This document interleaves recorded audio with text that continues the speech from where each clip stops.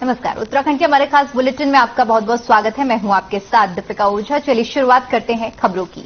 कांग्रेस नेता राहुल गांधी की सदस्यता रद्द होने के बाद कांग्रेस नेताओं के विरोध प्रदर्शन पर बीजेपी प्रदेश अध्यक्ष ने कांग्रेस पर हमला बोला है।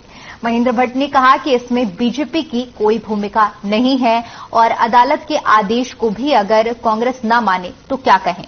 उन्होंने कहा कि कांग्रेस जैसे राजनीतिक दल को दूसरे का सहारा लेना पड़ रहा है। उन्होंने कहा कि इसका मतलब कांग्रेस देश में सबसे कमजोर हो गई है। अगर कांग्रेस के नेता आंदोलन कर रहे हैं तो वह अदालत की अवहेलना कर रहे हैं। बीजेपी प्रदेश अध्यक्ष ने कहा कि इससे पहले भी कई सांसदों और विधायकों की सदस्यता गई है, लेकिन उस वक्त कांग्रेस ने आंदोलन क्यों नहीं किया।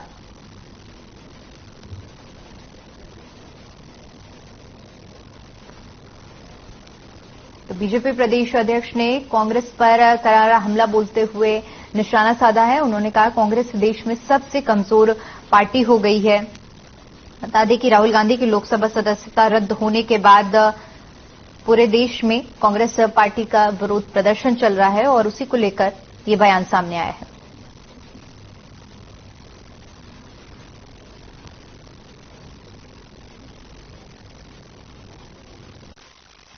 देखिए, कांग्रेस को आज दूसरों का सहारा लेना पड़ रहा है। इसके मायने कांग्रेस बहुत कमजोर पार्टी होती है। और दूसरा प्रश्न मेरा यह है कि आखिर कांग्रेस जैसा राजनीतिक दल अगर देश का आंदोलन कर रहा है तो न्यायालय के खिलाफ आंदोलन कर रहा है। आखिर न्यायालय का निर्णय है, बीजेपी का उससे कोई लेना देना नहीं। न्यायालय के निर्णय के बाद ही नहीं, इससे पहले अनेकों सांसद विधायकों की सदस्यता गई है। उस समय कांग्रेस आंदोलन क्यों नहीं किया? और राहुल गांधी पर विषय है तो कांग्रेस आंदोलन की स्थिति में क्यों आई? और न्यायालय के खिलाफ आंदोलन करना क्या सैद्धांतिक रूप से उचित है? आखिर देश का जनमानस, पढ़ा लिखा जनमानस तो समझता है कि जब मुद्दा विहीन कोई दल हो जाता है और जब एक प्रकार का ऐसा घमंड व्यक्ति के अंदर आ जाता है, उसको लगता है कि किसी भी क्षेत्र में किसी का भी अपमान करो। आखिर मोदी चोर है तो उत्तराखंड में बीजेपी सरकार का 1 वर्ष पूरा होने पर थराली के रामलीला मैदान में 1 साल नई मिसाल कार्यक्रम का आयोजन किया गया। इस दौरान बीजेपी विधायक भूपालराम टमटा ने सरकार की 1 साल की उपलब्धियों को गिनाते हुए बीजेपी सरकार की ओर से पेपर लीक प्रकरण में आरोपियों की गिरफ्तारी और नकल विरोधी कानून लागू करने को बीजेपी सरकार की बड़ी उपलब्धि बताया। इसके साथ ही उन्होंने केंद्र सरकार और राज्य सरकार के किए जा रहे विकास कार्यों का बखान किया और उनके ओर से थराली विधानसभा क्षेत्र में नई बनी सड़कों और नए मोटर पुलों की स्वीकृति की जानकारी भी दी गई।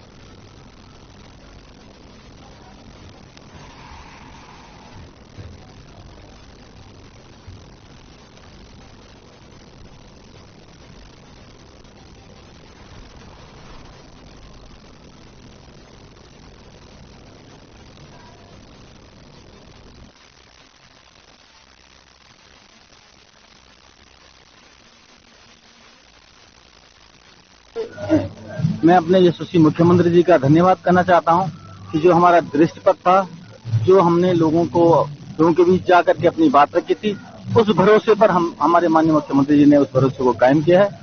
और मैं समझता हूं कि आज जो नई मिसाल का जो एक लॉन्च किया गया नया स्लोगन कि 1 साल नई मिसाल, निश्चित रूप से हमने समान नागरिक संहिता हो, हमने महिलाओं के लिए 30% आरक्षण हो, हम चाहे हमने आंदोलनकारियों के लिए 10% आरक्षण का मामला हो, बहुत सारे ऐसे अनगिनत कार्य हमारी सरकार ने किए हैं।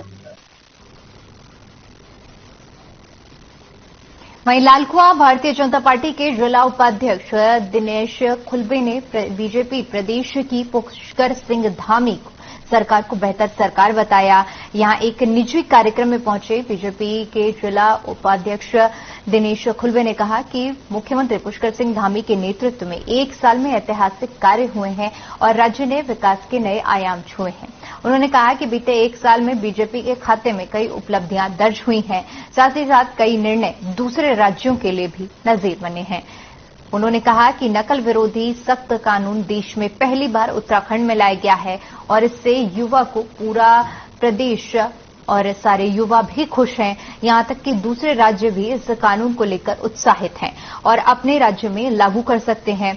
वहीं उन्होंने कहा कि भ्रष्टाचार के खिलाफ बीजेपी के जीरो टॉलरेंस की नीति का भी पूरी पारदर्शिता के साथ अनुपालन किया गया है।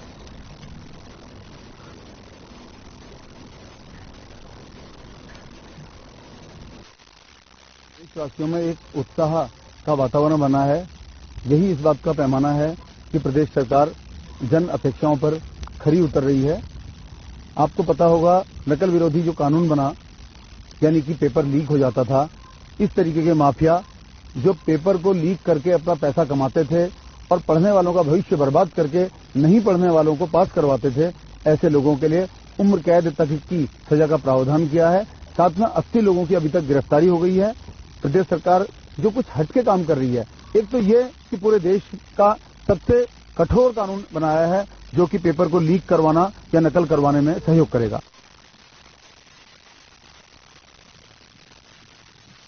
रामनगर में होने वाली G20 सम्मेलन को लेकर बाजपुर में एसडीएम राकेश चंद्र तिवारी के नेतृत्व में सफाई अभियान चलाया गया, जहां विभिन्न विभागों के अधिकारियों, कर्मचारियों और विभिन्न सामाजिक संगठन से जुड़े लोगों ने सफाई इस अभियान में भाग लिया।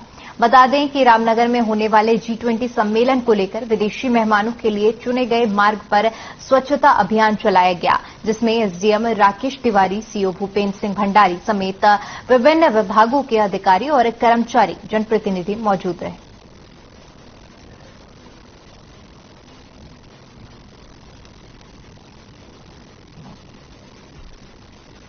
G20 के समिट होने वाली है 28-29 में रामनगर में। उसको दृष्टिगत रखते हुए आज हमारे सभी विभागों की टीम, नगर पालिका विशेष तौर पे और हमारे जो ये महिला कल्याण विकास डिपार्टमेंट है, उसके अलावा व्यापारी गण हैं, यहाँ के माननीय जनप्रतिनिधिगण हैं, सभी के सामूहिक प्रयास से और पुलिस विभाग सभी के सामूहिक प्रयास से आज एक सफाई अभियान 8 बजे गुरुद्वारे से प्रारंभ हुआ, जो अभी तक चल रहा है। क्योंकि बारिश अब कंटिन्यू हो रही है, तो उसको देखते हुए हम लोग तहसील तक पहुंच गए हैं। अब इसका समापन किया जा रहा है।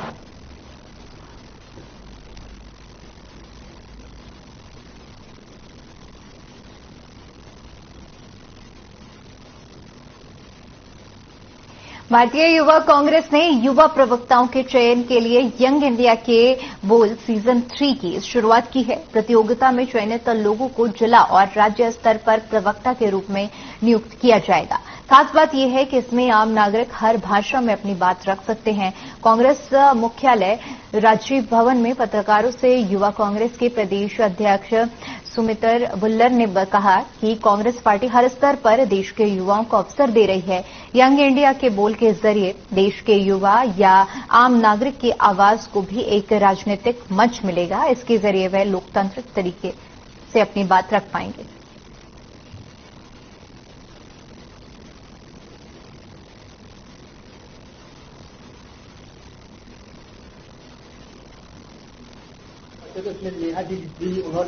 ये यंग इंडिया के बोल राहुल गांधी जी का फ्लैगशिप प्रोग्राम है, जो उनके निर्देशन में शुरू किया गया था।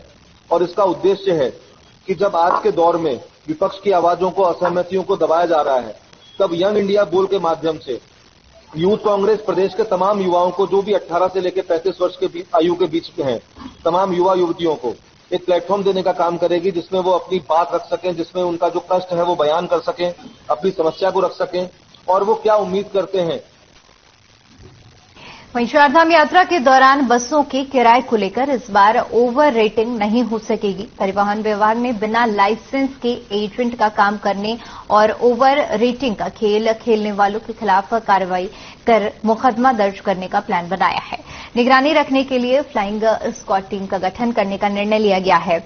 बता दें कि आरटीओ कार्यालय में तमाम परिवहन संस्थाओं के प्रतिनिधियों के साथ आरटीओ सुनील शर्मा ने बैठक की। इस दौरान 2 अप्रैल तक रोटेशन व्यवस्था का गठन करने के निर्देश दिए गए हैं। आरटीओ ने परिवहन संस्थाओं के पदाधिकारियों को दिए। आरटीओ ने बताया कि इस बार चारधाम यात्रा पर आने वाले तीर्थयात्रियों को आरामदायक और लग्जरी बसें भी उपलब्ध कराई जाएंगी। फिलहाल 1350 बसों का बेड़ा चारधाम यात्रा पर जाने के लिए तैयार है। जरूरत पड़ने पर दूसरे राज्यों से भी बसों की व्यवस्था की जाएगी।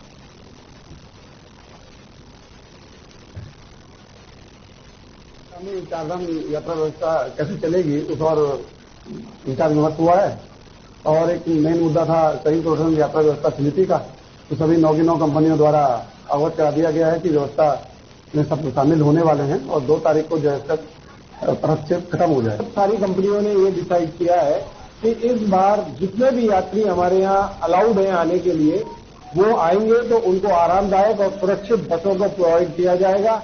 अगर आवश्यकता पड़ेगी तो हम कुमाऊं से भी बसें मंगाएंगे और इससे भी ज्यादा आवश्यकता पड़ेगी तो अन्य राज्यों से भी मिलाकर हमारे यहाँ जो व्यवस्था बनेगी उसी के अंदर उनका संचालन किया जाए।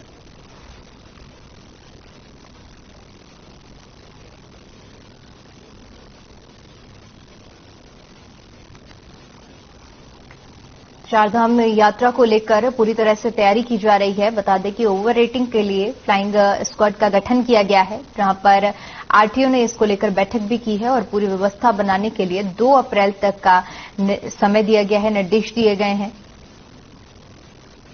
वहीं अल्मोड़ा के सयालदे में सरस्वती शिशु मंदिर में जिला पंचायत सदस्य प्रवीण कुमार का ग्रामीणों ने फूलमाला पहनाकर ढोल नगाड़ों के साथ जोरदार स्वागत किया।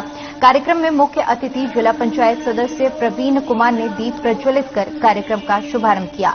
मामले पर जानकारी देते हुए प्रवीण कुमार ने कहा कि नैल सयालदे में सरस्वती शिशु मंदिर खुलने से बच्चों को शिक्षा के साथ साथ अच्छे संस्कार मिलेंगे और साथ ही साथ शिशु मंदिर से शिक्षा प्राप्त करने वाले बच्चे सदाचार, शालीनता, व्यवहार, कुशलता, नैतिकता और कर्तव्य निष्ठा के आचरण सीखेंगे। बता दें कि 30 छात्रों के लिए स्कूल बैग और सप्रेम भेंट किए गए हैं।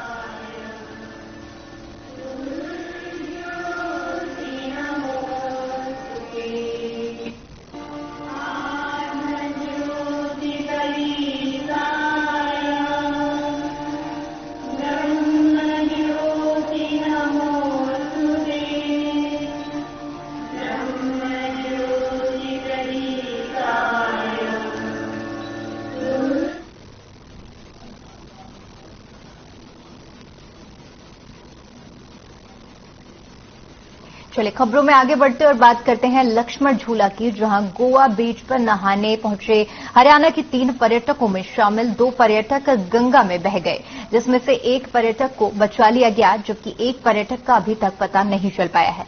फिलहाल जल पुलिस और एसडीआरएफ की टीम लापता पर्यटक की तलाश में गंगा में सर्च ऑपरेशन चला रही है।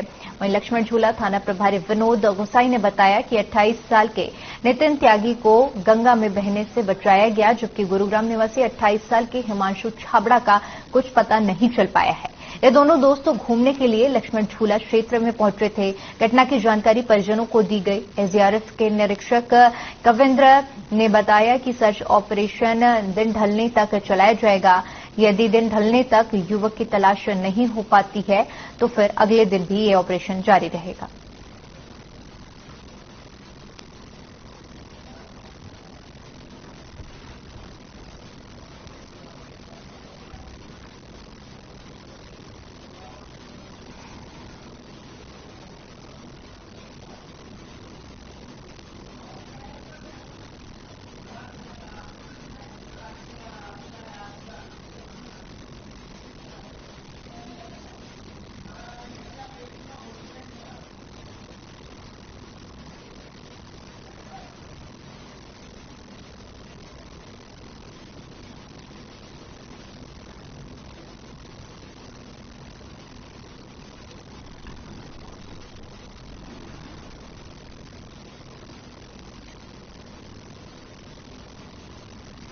वहीं कल देर रात डोंडा ब्लॉक के पास के जंगल में बिजली गिरने से उत्तरकाशी से 100 से भी ज्यादा बकरियों की मौत हो गई। जिस वक्त यह हादसा हुआ उस वक्त बकरी पालक ऋषिकेश से उत्तरकाशी की ओर अपनी भेड़ बकरियों को लेकर जा रहा था। बताया जा रहा है कि इससे लाखों का नुकसान हुआ है।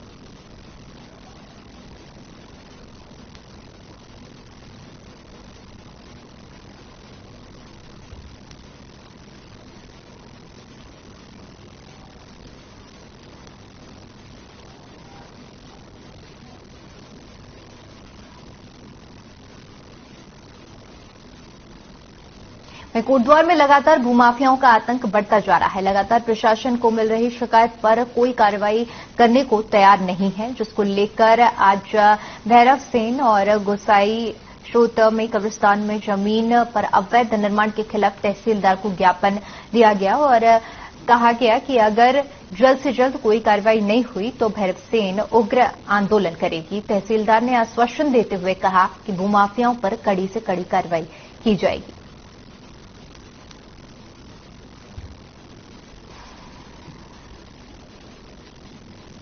एक और तो नगर निगम के पास जो निराश्रित गोवंश घूम रहे हैं उनके लिए जमीन नहीं है। दूसरी ओर भूमाफियाओं के द्वारा बहुत बड़ी मात्रा में कोटद्वार में अवैध कब्जे किए जा रहे हैं। ऐसा ही एक मामला वार्ड नंबर 12 गिवई सोच से संज्ञान में आया है कि कब्रिस्तान की भूमि पर कुछ लोगों ने अनाधिकृत रूप से कब्जा करके वहां पर एक अवैध निर्माण किया है और लगातार उस भूमि को खुर्द-बुर्द करने का कार्य उन व्यक्तियों के द्वारा किया गया है। हमने तहसीलदार साहब के माध्यम से माननीय उपजिलाधिकारी महोदय से मांग की है। तहसील कोटद्वार में एक जगह पड़ती है गिवाई स्रोत, इस जगह का मुझे नाम जानकारी प्राप्त हुई है। आज जो है एक ज्ञापन भी इस संबंध में प्राप्त हुआ है, जिसमें ये संज्ञान में आया है कि कोई सरकारी भूमि पे अवैध निर्माण किया जा रहा है, कोई होटल आदि बनाया जा रहा है, जो हमारे संज्ञान में लाया गया है।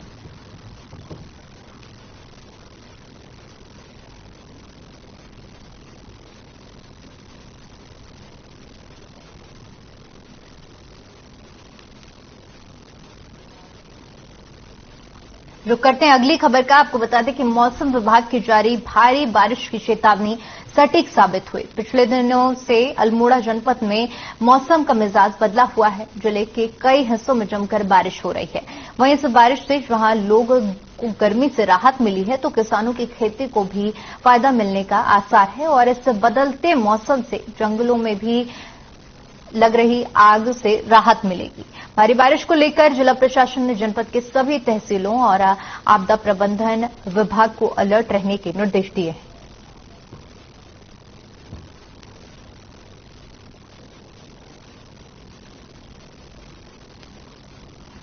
तो मौसम विभाग की ओर से दी गई चेतावनी सही साबित हुई है। आपको बता दें कि अल्मोड़ा में लगातार बारिश हो रही है और जिसकी वजह से लोगों को परेशानियों का भी सामना करना पड़ रहा है। इसके साथ ही साथ किसानों की फसलों पर भी बारिश का असर देखने को मिल रहा है। हालांकि जो चेतावनी दी गई थी मौसम विभाग की तरफ से वो एकदम सटीक साबित हुई है।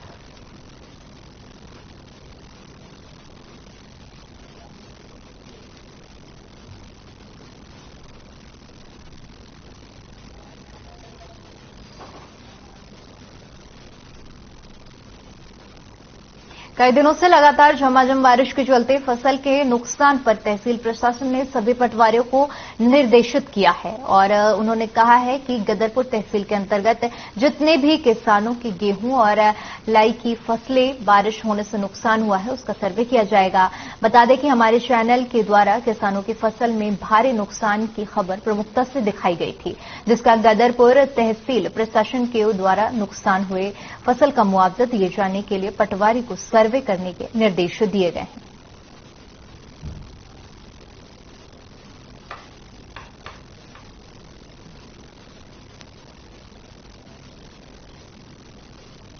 जो कुछ दिन से 2-3 दिन से बारिश हुई है उससे गेहूं की फसल को क्षति हुई है उसके संबंध में आज ही जो है एक बैठक पटवारी के साथ की गई है। पटवारी को दिशा निर्देश दिए गए हैं कि वे सब काश्तकारों की फसल क्षति का आकलन करेंगे और जो है आकलन करने के बाद सूचना तहसील को देंगे, तो पात्र होंगे उन मांगों के अनुसार आर्थिक सहायता दी जाएगी।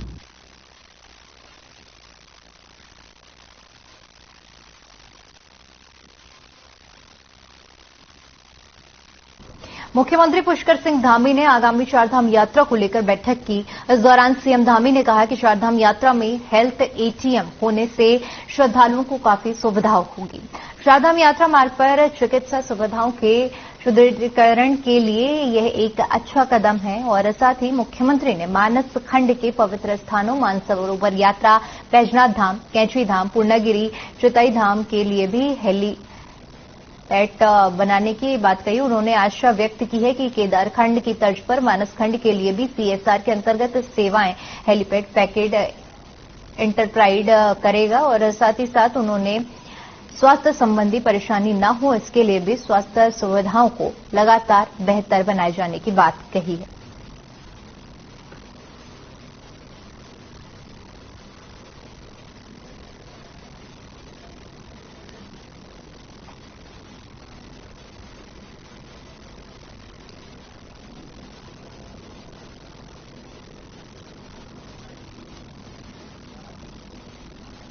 रुक करते हैं अगली खबर का, जो कि देहरादून से है, जहां केंद्र की ओर से मुख्यमंत्री को केंद्रीय कानून मंत्री किरेन रिजिजू ने एक पत्र लिखकर हाईकोर्ट को हल्द्वानी स्थानांतरित करने पर संतुष्टि प्रदान की है। उसको लेकर प्रदेश अध्यक्ष ने कहा कि बीजेपी सरकार की ओर से मुख्यमंत्री ने जनता की परेशानियों को देखते हुए हाईकोर्ट को हल्द्वानी शिफ्ट करने का प्रस्ताव भेजा था और इस पर लगातार केंद्र से संतुष्टि की मांग की गई थी।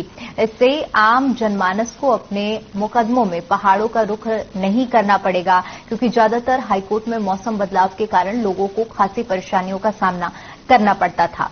अब यहां से हल्द्वानी तक सीधी रेल यात्रा संभव है और आम जनमानस को भी काफी सुविधाएं मिलेंगी। इसके लिए केंद्र का धन्यवाद करते हैं।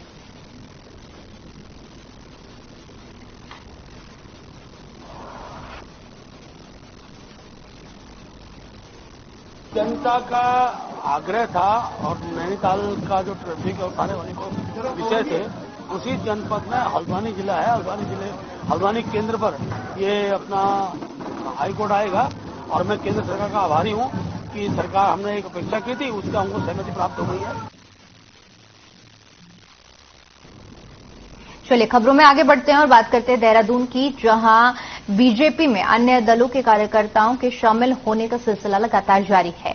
बीजेपी प्रदेश अध्यक्ष महेंद्र भट्ट ने प्रदेश मुख्यालय में विभिन्न दलों के दर्जनों नेताओं और कार्यकर्ताओं को सदस्यता दिलाई। ये सभी कार्यकर्ता देहरादून, हरिद्वार, चमोली और उत्तरकाशी के हैं। इस दौरान बीजेपी प्रदेश अध्यक्ष महेंद्र भट्ट ने कहा कि आगामी निकाय चुनाव और लोकसभा चुनाव में बीजेपी को इससे मजबूती मिलेगी। बता दें कि पिछले दिनों भी कांग्रेस के कई पदाधिकारियों और कार्यकर्ताओं ने बीजेपी का दामन थामा था। अब एक बार फिर से कांग्रेस के कई कार्यकर्ता बीजेपी में शामिल हुए हैं।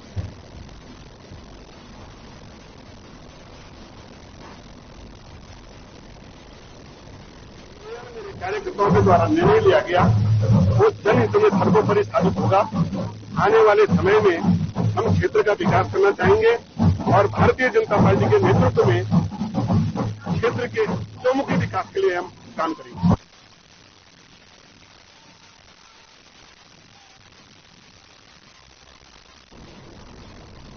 खबर देहरादून से है, जहां 1 अप्रैल से सरकारी केंद्रों पर गेहूं की खरीद प्रक्रिया शुरू हो जाएगी। इस साल सरकार ने पिछले साल की तरह ही 2.20 लाख मीट्रिक टन गेहूं खरीद का लक्ष्य रखा है। खाद्य मंत्री रेखा आर्य ने कहा कि सरकार ने इस वर्ष गेहूं का न्यूनतम समर्थन मूल्य 2,125 रुपए प्रति क्विंटल तय किया है। खाद्य मंत्री रेखा आर्य ने विधानसभा स्थित सभागार में विभागीय अधिकारियों के साथ बैठक कर गेहूं खरीद की तैयारियों की समीक्षा की। खरीद सत्र 1 अप्रैल से 30 जून तक रहेगा। उन्होंने अधिकारियों को अभी से सभी तैयारियों को पूरा करने के निर्देश दिए हैं।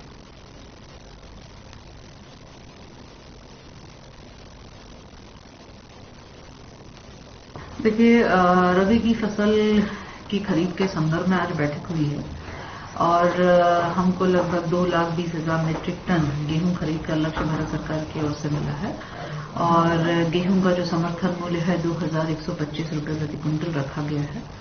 तो उसी को लेकर आज बैठक आहूत की, जिसमें कृषि विभाग के अधिकारियों से लेकर एफसीआई से लेकर सहकारिता विभाग से लेकर फाइनेंस कंट्रोलर और विभाग के अधिकारी सभी मौजूद थे। साथ ही जनपद उधमसिंह नगर के संबंधित अधिकारीगण भी इसमें मौजूद थे। यह निर्देश दे दिए गए हैं कि भारत सरकार की ओर से समर्थन मूल्य जारी कर दिया गया है।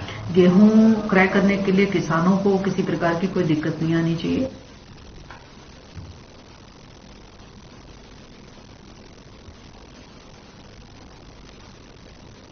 देहरादून में विपक्ष के नेताओं ने सर्वदलीय बैठक कर लोकतंत्र बचाओ अभियान को तेज करने की अपील की। इस बैठक की अध्यक्षता उत्तराखंड के पूर्व मुख्यमंत्री कांग्रेस नेता हरीश रावत ने की। इस बैठक में कांग्रेस से यूकेडी, समाजवादी पार्टी, सीपीआई समेत तमाम अन्य दल के नेताओं ने शिरकत की। बैठक के बाद पूर्व मुख्यमंत्री हरीश रावत ने कहा कि भले ही हम नेताओं की वैचारिक भिन्नताएं हों, लेकिन मौजूदा समय में संविधान को बचाने के लिए हम सभी नेता एक साथ हैं। वहीं हरीश रावत ने कहा कि बैठक में कई अहम प्रस्ताव भी पारित किए गए, जिसके तहत 14 अप्रैल को बाबा भीमराव अम्बेडकर की जयंती के अवसर पर सभी विपक्षी दल एकजुट होकर संविधान बचाओ लोकतंत्र बचाओ के तहत मोदी सरकार की नीतियों का पुरजोर विरोध करेंगे।